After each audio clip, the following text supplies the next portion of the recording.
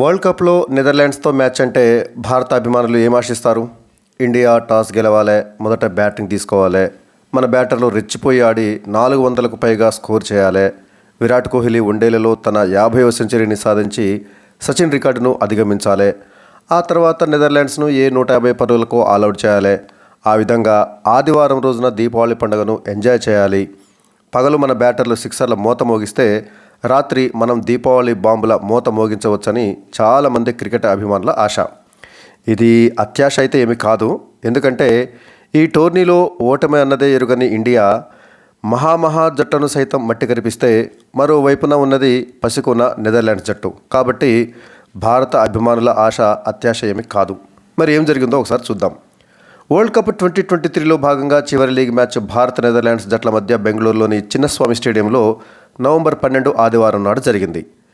ఈ టోర్నీలో ఓటమన్నదే ఎరగకుండా వరుసగా 8 మ్యాచ్లు గెలిచి జోరు మీదున్న ఇండియా ఈ మ్యాచ్లో సైతం గెలిచి అజేయంగా లీగ్ దశను ముగించి మరింత ఆత్మవిశ్వాసంతో సెమీస్లోకి అడుగుపెట్టాలని భావిస్తుంది. నవంబర్ 15న న్యూజిలాండ్తో జరగబోయే సెమీఫైనల్ మ్యాచ్కు ముందు భారత్కు ఒక ప్రాక్టీస్ మ్యాచ్ లాగా ఇది చక్కగా ఉపయోగపడుతుంది. హేమీ జట్టును ఓడించిన ఇండియాకు నెదర్లాండ్స్ను ఓడించడం పెద్ద కష్టమేమీ కాదు. అయితే చిన్న టీమే కదా అని నిర్లక్ష్యం చేస్తే మాత్రం ప్రమాదమే. ఎందుకంటే ఇదే టోర్నీలో సౌత్ ఆఫ్రికాను ఓడించిన చరిత్ర నెదర్లాండ్స్కు ఉంది. ఇక మరోవైపు నెదర్లాండ్స్ జట్టు ఈ టోర్నీలో ఆశించిన దానికి మించి రాణించింది. సౌత్ ఆఫ్రికా జట్టుపై సంచలన విజయం సాధించి బంగ్లాదేశ్ను మట్టి కరిపించింది. ఇప్పటికే సెమీస్ రేస్ నుంచి నిష్క్రమించిన నెదర్లాండ్స్ ఈ మ్యాచ్లో గెలిస్తే ఈ టోర్నీలోనే అతిపెద్ద సంచలనం అవుతుంది. ఈ నేపథ్యంలో టాస్ గెలిచిన ఇండియా కెప్టెన్ రోహిత్ శర్మ అందరూ ఆశించినట్లే ముందుగా బ్యాటింగ్ తీసుకున్నాడు. రెండు జట్లు తమ టీంలలో ఎలాంటి మార్పులు చేయలేదు. ఇండియాకు ఓపెనర్లు రోహిత్ శర్మ, శుభ్మన్ గిల్లు అదిరిపోయే ఆరంభం ఇచ్చారు. బౌండరీల ప్రవాహాన్ని రోహిత్ స్టార్ట్ చేస్తే గిల్ పీక్ స్టేజ్కు తీసుకువెళ్లాడు. రోహిత్ను మించి పరుగుల సునామీ సృష్టించాడు శుభ్మన్ గిల్. ఓవర్కు 10 పరుగుల చొప్పున చేశారు ఇద్దరు కలిసి. 10 ఓవర్ల తొలి పవర్ ప్లే ముగిసేసరికి ఇండియా వికెట్ నష్టపోకుండా 91 పరుగులు చేసింది. వాన్ మీకరెన్ వేసిన 12వ ఓవర్లో సింగిల్ తీసిన గిల్ 30 బాల్స్లలో తన హాఫ్ సెంచరీని పూర్తి చేసుకున్నాడు. అదే ఓవర్లో రోహిత్, గిల్ కలిసి 100 పరుగుల భాగస్వామ్యాన్ని పూర్తి చేశారు. అయితే మీకరెన్ వేసిన అదే ఓవర్ 5వ బంతికి భారీ షాట్ కొట్టిన గిల్ బౌండరీ వద్ద తేజ నిడమనూరు అద్భుతంగా బ్యాలెన్స్ చేసి క్యాచ్ పట్టడంతో అవుట్ అయ్యాడు. 32 బాల్స్ ఆడిన గిల్ 4 సిక్స్లు 3 ఫోర్లతో 51 పరుగులు చేసి అవుట్ అయ్యాడు. అలా 100 పరుగుల తొలి వికెట్ భాగస్వామ్యానికి తెరపడింది. రోహిత్ శర్మకు వన్డౌన్ బ్యాటర్ విరాట్ కోహ్లీ జత కలిశాడు. మొదట కోహ్లీ కొంత స్లోగా బ్యాటింగ్ చేయడంతో పరుగుల వేగం కొంత తగ్గింది. వాన్ మీకరెన్ వేసిన ఇన్నింగ్స్ 14వ ఓవర్ చివరి బంతికి 4 కొట్టడం ద్వారా రోహిత్ శర్మ తన హాఫ్ సెంచరీని పూర్తి చేసుకున్నాడు. వరల్డ్ కప్ టోర్నీలో రోహిత్కు ఇది 13వ హాఫ్ సెంచరీ కావడం విశేషం. అయితే బస్డీ లీడ్ వేసిన ఇన్నింగ్స్ 18వ ఓవర్లో భారీ షాట్ కొట్టబోయిన రోహిత్ బరేసికి క్యాచ్ ఇచ్చి అవుట్ అయ్యాడు. 54 బాల్స్ ఆడిన రోహిత్ 2 సిక్స్లు 8 ఫోర్లతో 61 పరుగులు చేశాడు. అలా 129 పరుగుల వద్ద ఇండియా 2వ వికెట్ను కోల్పోయింది. 20 ఓవర్లు ముగిసేసరికి ఇండియా 2 వికెట్ల నష్టానికి 140 పరుగులు చేసింది. రోహిత్ అవుట్ అయిన తర్వాత విరాట్ కోహ్లీతో శ్రేయస్ అయ్యర్ జత కలిశాడు. మొదట్లో కొంత నెమ్మదిగా ఆడిన కోహ్లీ ఆ తర్వాత గేరు మార్చాడు. వరుసగా 4లు 6లతో విరుచుకుపడ్డాడు. మరోవైపు శ్రేయస్ కూడా టచ్లోకి వచ్చాడు. వాన్ మీకరెన్ వేసిన 28వ ఓవర్ చివరి బంతికి సింగిల్ తీసిన కోహ్లీ 53 బంతుల్లో తన హాఫ్ సెంచరీని పూర్తి చేసుకున్నాడు. అయితే వాండర్ మేరు వేసిన 29వ ఓవర్లో కోహ్లీ బౌల్డ్ అయ్యాడు. 56 బాల్స్ ఆడిన కోహ్లీ 1 సిక్స్ 5 ఫోర్లతో 51 పరుగులు చేశాడు. 200 పరుగుల వద్ద ఇండియా 3వ వికెట్ను కోల్పోయింది. కోహ్లీ, శ్రేయస్ అయ్యర్ కలిసి 3వ వికెట్కు 71 పరుగులు జోడించారు. కోహ్లీ అవుట్ అయిన తర్వాత లోకల్ బాయ్ కేఎల్ రాహుల్ వచ్చాడు. 30 ఓవర్లు ముగిసేసరికి ఇండియా 3 వికెట్ల నష్టానికి 211 పరుగులు చేసింది. 34వ ఓవర్లో శ్రేయస్ అయ్యర్ 4 కొట్టి 48 బాల్స్లలో తన హాఫ్ సెంచరీని పూర్తి చేసుకున్నాడు. ఓవర్లు దగ్గర పడుతుండడంతో శ్రేయస్ అయ్యర్, కేఎల్ రాహుల్ కలిసి గేర్ మార్చారు. 4లు 6లతో మోత మోగించారు. 40 ఓవర్లు ముగిసేసరికి ఇండియా 3 వికెట్ల నష్టానికి 284 పరుగులు చేసింది.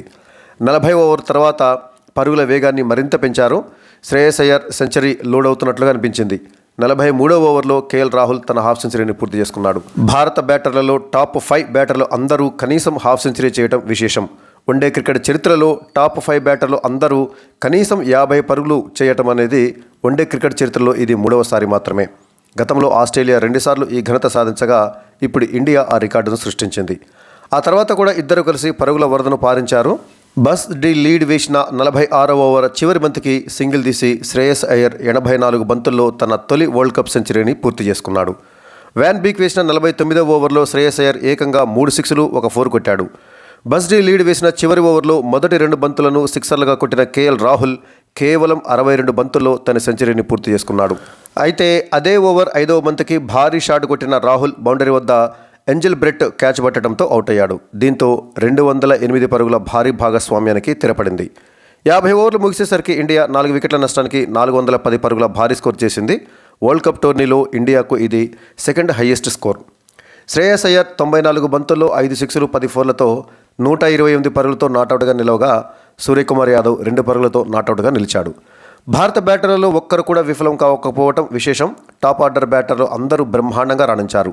ఇక నెదర్లాండ్స్ బౌలర్లలో బస్డీ లీడ్ 2 వికెట్లు తీగా మీకెరెన్, వాండర్ మెర్వ్ చెరో వికెట్ తీశారు. వ్యాన్ బీక్ 10 ఓవర్లలో ఏకంగా 107 పరుగులు ఇచ్చాడు. ఇక 411 పరుగుల అసాధ్యమైన విజయ లక్ష్యంతో బరిలో దిగిన నెదర్లాండ్స్ 2వ ఓవర్లోనే షాక్ తగిలింది. ఓపెనర్ బర్రేసి సిరాజ్ బౌలింగ్లో కీపర్ రాహుల్కు క్యాచ్ ఇచ్చి అవుట్ అయ్యాడు. అలా 5 పరుగులకే డచ్ టీం తన తొలి వికెట్ను కోల్పోయింది. అయితే మరో ఓపెనర్ ఓడౌడ్తో కలిసి అకర్మన్ ఇన్నింగ్స్ను ముందుకు తీసుకువెళ్లాడు. సిరాజ్ వేసిన 6వ ఓవర్లో అకర్మన్ 3 బౌండరీలు కొట్టాడు. 10 ఓవర్లు ముగిసేసరికి నెదర్లాండ్స్ 1 వికెట్ నష్టానికి 62 పరుగులు చేసి పర్వాలేదనిపించింది.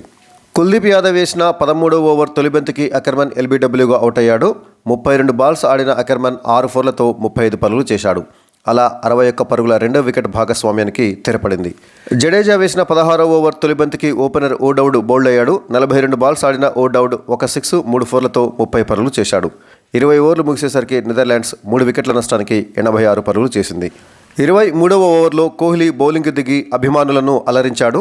25వ ఓవర్లో కోహ్లీ బౌలింగ్లో ఎడ్వర్డ్స్ కీపర్ రాహుల్కు క్యాచ్ ఇచ్చి అవుట్ అయ్యాడు. 2011 తర్వాత వన్డేలలో కోహ్లీ తీసిన తొలి వికెట్ ఇది. ఆ తర్వాత నెదర్లాండ్స్ బ్యాటర్లు పూర్తిగా ఏమీ చేతులెత్తేయలేదు. తలా కొన్ని పరుగులు చేశారు. ఏంజెల్ బ్రెట్ 80 బంతుల్లో 4 ఫోర్లతో 45 పరుగులు చేయగా చివర్లో తెలుగు కుర్రాడు తేజ నెడమనూరు కేవలం 39 బంతుల్లో 6 సిక్స్లు 1 ఫోర్తో 54 పరుగులు చేసి చివరి వికెట్గా వెనుతిరిగాడు. మొత్తానికి నెదర్లాండ్ బ్యాటర్లు వారి స్థాయిలో పోరాడారనే చెప్పాలి. 47.5 ఓవర్లలో 250 పరుగులకు ఆలౌట్ అయింది నెదర్లాండ్స్ జట్టు. దీంతో ఇండియా 160 పరుగుల తేడాతో విజయం సాధించింది.